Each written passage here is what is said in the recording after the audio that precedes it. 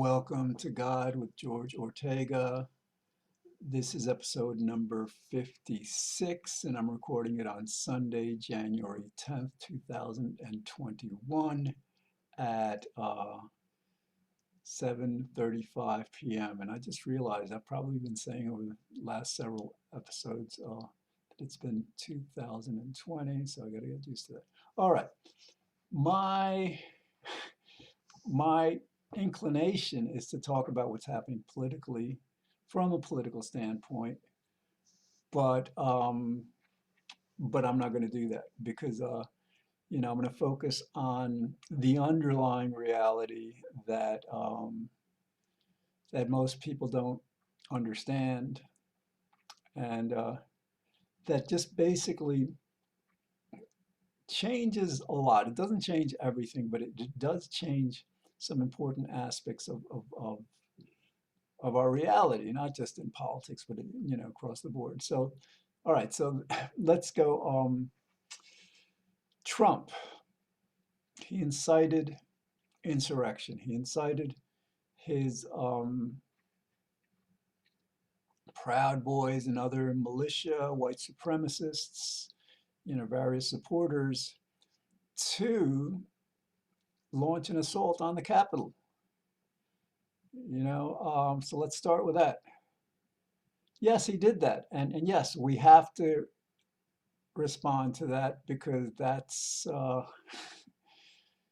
sedition. That's like, that's a high crime and misdemeanor. And we'll get to, the Congress and all that, the impeachment and all.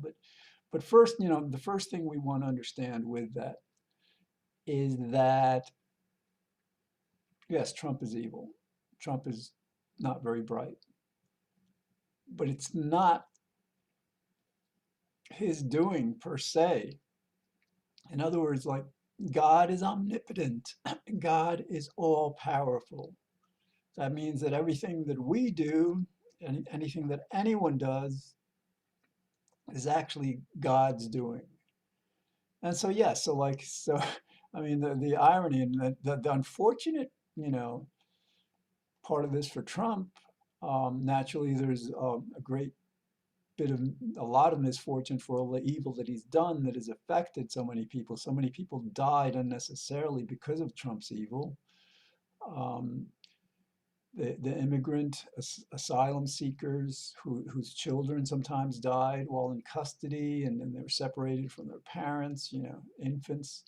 I mean, there's a lot of evil that has come through Trump, but we have to acknowledge first that, all right, yes, he did it, but he was absolutely compelled. He had no choice in the matter. And this isn't just for now. This is like, from the beginnings of humankind. Before that, nothing happens that God doesn't just allow, but actually compels. That's what sovereignty, God's sovereignty, is about. That's the nature of our reality. And yes, it is surreal. It is surreal, but it's not so difficult to to figure out, to understand. Like, for example, like, it seems so obvious that the world is flat. All right, we do a few calculations of geometry, measure some things astronomically, and we realize, oh, it's not flat. It's an orb. Nonetheless, we kind of like behave as if it's flat on a day-to-day basis. Uh, so, so yeah, some aspects of reality don't aren't how they appear. Another major one is like, we tend to think of everything as being material, solid, right? This is interesting. Yeah, well, I don't want to get too like, yeah, but all right, even though things appear to us as solid, you know, at the atomic level, the level of the atom with the nucleus and the protons and electrons, you know, it's like 99% of reality is not solid, it's space. So so how it comes together to feel solid is very, very interesting. So all right, so we start out with yes. Um, Trump has been doing a lot of evil, and it's God's doing. So before we get into more of the politics, how we respond and all, let's just take a little time to ask, perhaps acknowledging, understanding that an answer is not going to come. Maybe it will. Maybe I'm mistaken about that. But like, we'd want to ask, why would God do that? I mean, it's not just Trump. It's the Holocaust, the two world wars, the Civil War, every war in history, um, every criminal act that's ever been done. It's all God. All right, now I don't want to paint a picture of God as being, demonic, because to the contrary, while all these atrocities have happened and are attributable to God, all of our blessings, are attributable to God also. And fortunately for us, um, many, many, many, many, many, many more blessings have been bestowed upon us than curses. Uh, and that doesn't mean that there aren't injustices that need to continue to be corrected. But I think we have to acknowledge that at first, that yes, God has caused us, compelled us to do some evil. I was getting a phone call, but no thanks. Um, to do some evil, and and but that's only part of the story. All right, now why would God do that again? That's the $1 million question. I don't know. And so let's all right. We, from our perspective, what he does is evil. And it seems kind of like to be a pretty objective perspective, because like we define evil as what creates pain and suffering. This was like John Locke, famous British philosopher, defined goodness as what creates happiness. So if goodness creates happiness, evil creates unhappiness, pain, suffering, sadness and all. So let's try to absolve God, first of all. And one way we can do this, there's several ways. One way is by acknowledging that God is kind of like our parent, our father, our mother, our creator. And those of us who have children, and who love their children very much, more than they love themselves, and and want the best for their children, at times are called upon themselves to punish children. So imagine a child, a toddler, 2, 3-year-old, being punished by a parent for whatever it is, thinking to themselves, they don't understand the cause, the nature. They're being deprived something, denied something, told no, and they don't get it. Though, would they, they kind of like surmise, oh, this parent of mine is evil, afflicting me. When the reality is that, well,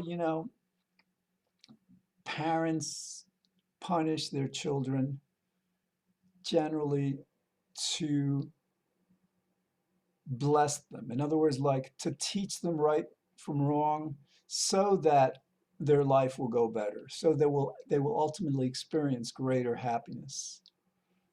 And so, all right, so now apply this to God. God is kind of like our parent, our father, our mother. And yeah, the surreal part of this is like he's making us do the evil that, or she, whatever, that she is punishing us for.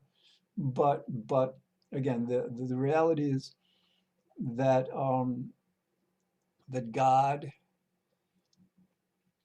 is like a parent, and so like these punishments could presumably be, and I like to believe they are. I choose to believe. I can't. I don't have any compelling proof, but it makes me feel better to believe this. That all, Trump's evil, all the evil in the world, that that is done by God is, punishment intended to to help us. Perfect.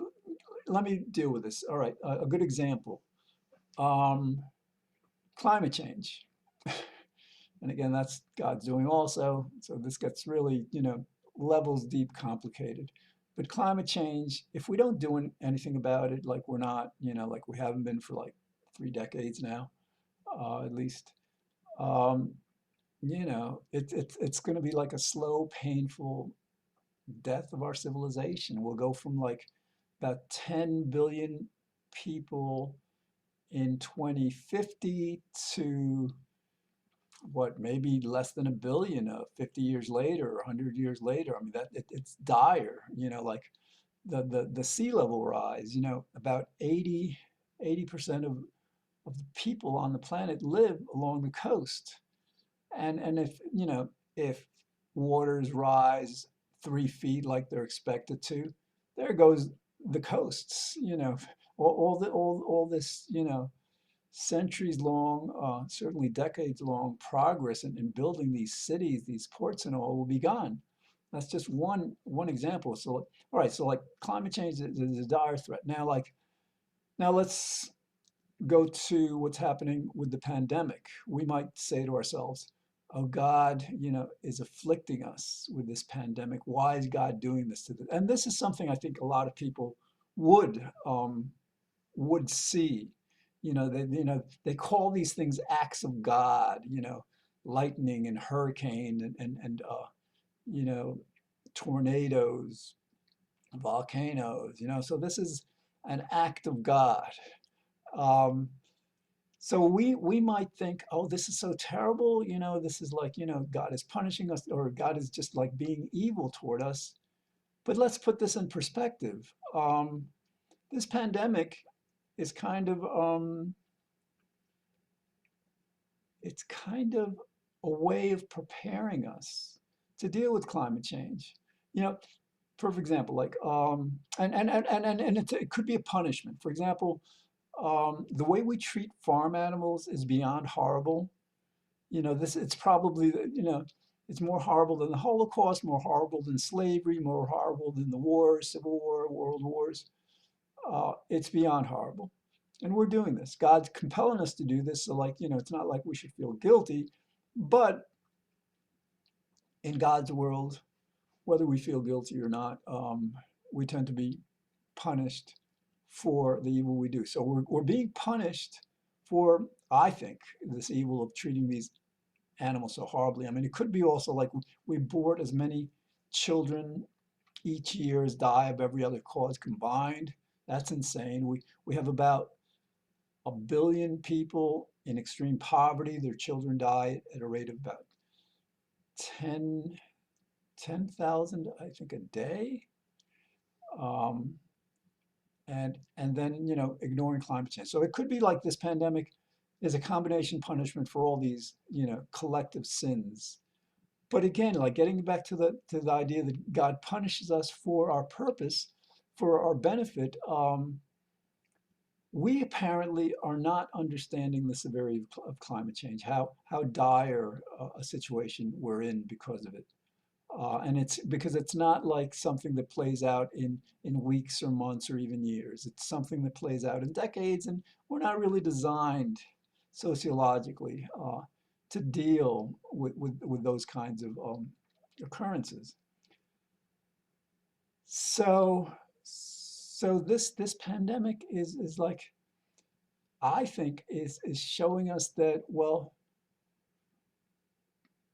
that we need to change our ways, that we need to for all right, this is getting a little complicated.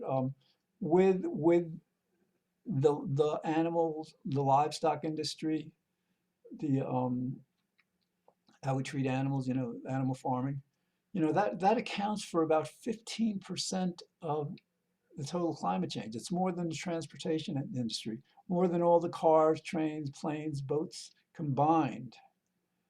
And so the idea is like, And I did an entire 61 episode series on this television series before this series on how, in order to be free from more pandemics, because like these pandemics are, as I explained, they're growing in frequency, because of various reasons. But if we don't end this um, animal farming, not only do we risk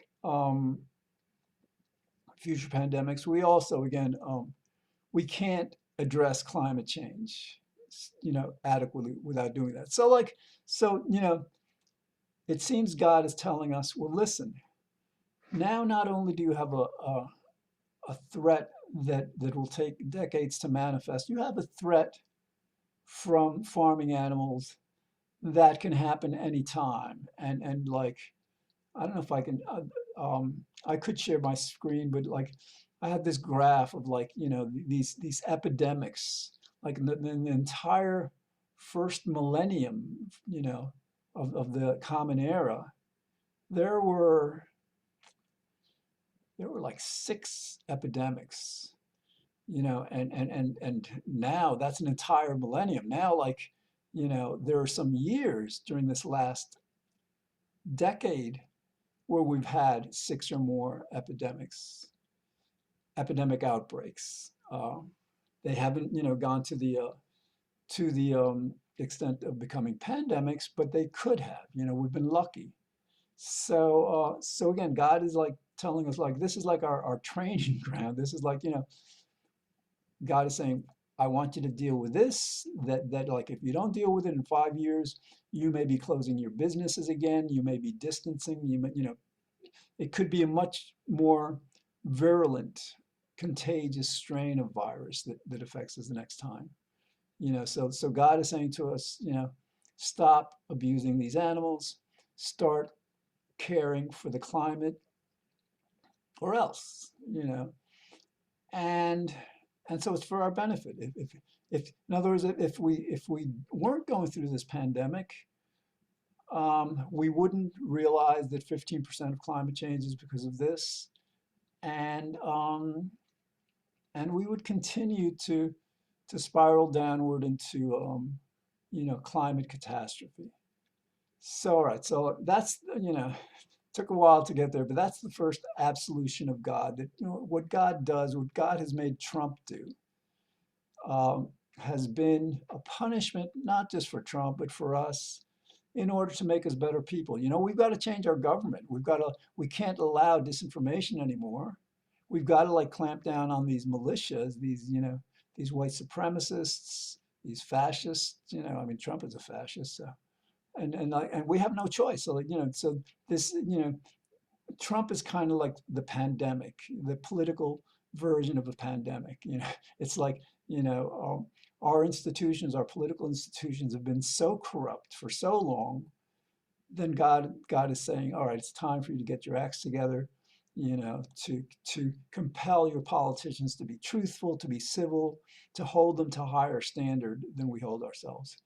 This is becoming a lot more political than I thought it would. But all right, so like the second absolution of God for this evil is not complete, and this first one wasn't really complete either. But it helps. It helps. It's the idea that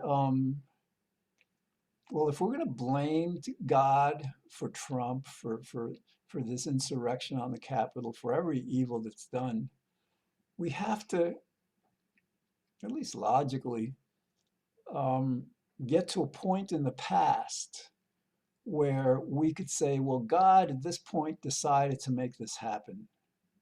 And we have to categorically, accept that God did make it happen. And that's where the complication arises, I suppose, with this. But like in a certain, way of thinking, there had to have been a certain point at which God decided to make this happen. But here's the dilemma. And again, there's an aspect of reality. It's so surreal. One of the things is like that time not only goes presumably eternally into the future, it also went presumably into the past. Okay, so what I'm trying to say is like, in order to indict God for choosing to make Trump evil and choosing to, to have him incite riots and insurrection, we'd have to get to a point in history where God made that decision, and we could go back eons and eons and eons, and we'd never get to that point because there's always something before that. So, all right, that might be a kind of absolution. Um, all right, so, but but the thing, all right, so God, yes, God is all powerful. That's one thing we have to learn. All right, because I'm trying to like think of like practical understandings about God that can help us navigate this this monumentally novel time in our American history.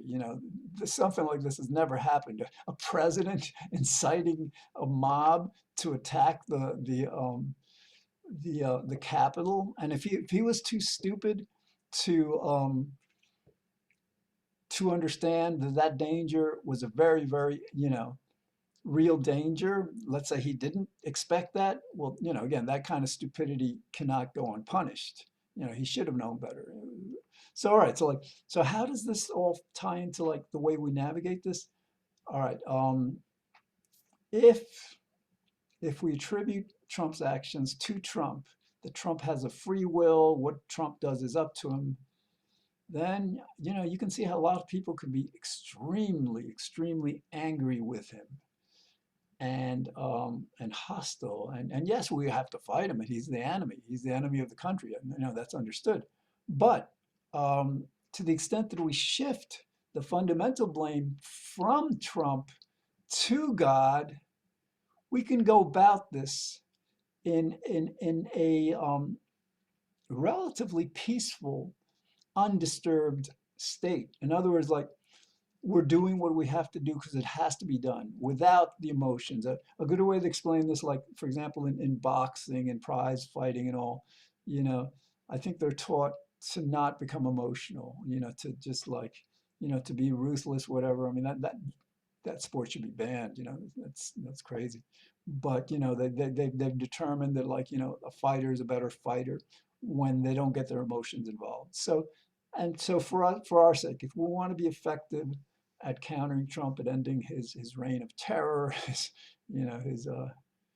evil, um, it would benefit us to not fundamentally blame him, so that we don't get stay incensed with him, so we don't perpetually hate him, and that way we can neutralize him and punish him, and just like be done with him, which I believe he should be in prison.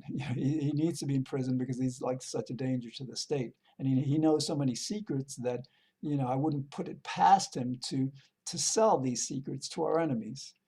That's the kind of person he is. So but again, whatever we have to do, if we do it from this perspective that the Trump is just a victim, it's unfortunate for him, because really he's as innocent as any one of us. This is all God's show. God, it's God's story. It's God's play. It's God's movie.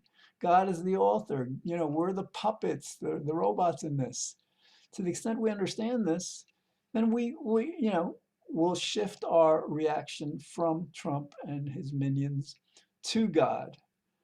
And at that point, then what we can say to ourselves, I was going to go into a lot more of this, but that's all right.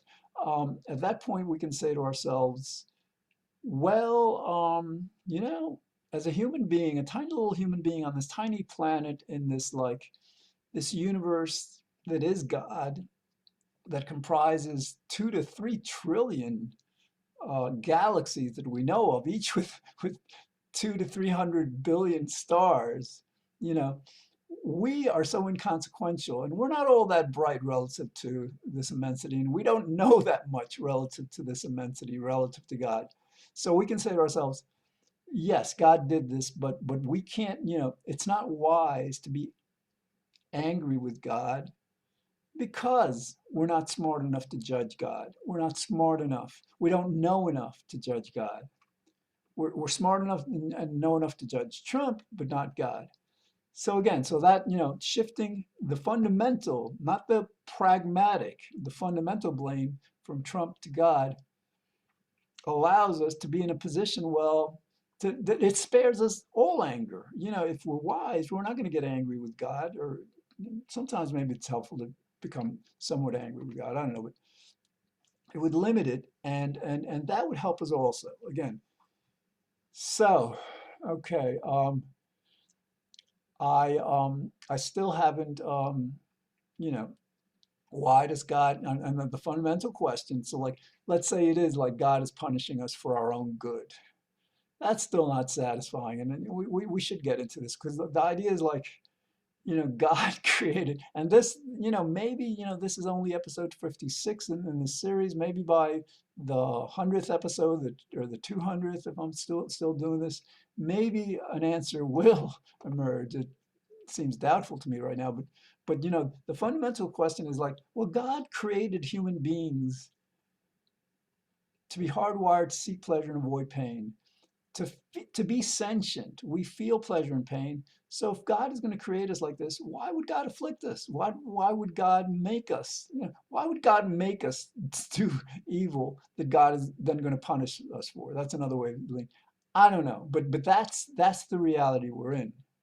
And again, I don't know if there's an answer to that question, but I think it's an important question to ask, because at least it puts us within the framework of reality that's logical, that's real instead of delusional. All right, that's all we have time for today. Watch this series every Monday through Friday at 5 p.m. on White Plains Community Media, channel 76. If you get Optimum, channel 45. If you get Verizon, and the episodes are also on the internet. I generally upload them to YouTube, and I'm probably about 5 or 6 or 7 episodes behind. I will get to it. It's just a lot of stuff is going on. So I hope you're enjoying this, and I leave you with the thought that God is everything. If God created our world, that means there was nothing from which to create our world before the world was created than God. So God is obviously everything. And that's an interesting thought. All right, so have a great day, and I shall see you, God willing, tomorrow.